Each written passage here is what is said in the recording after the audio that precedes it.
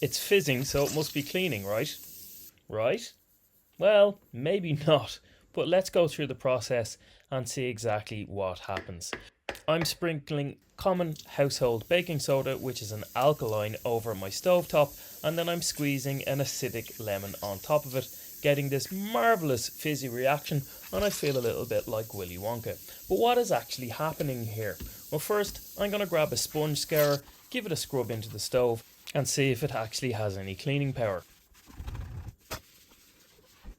Now that I've scrubbed it in and given it about 2 minutes dwell time, I'm wiping it clean with a microfiber towel.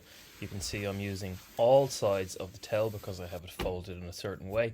Look up my how to use a microfiber towel properly video for tips on that. So anyway, I'm rubbing off the residues and seeing exactly what I'm left with. Those of you that understand the pH scale are probably rolling your eyes at this with very good reason, because vinegar and baking soda actually neutralize each other. You can see that there's still grease and food deposits all over the stove, and it actually needs to be cleaned properly.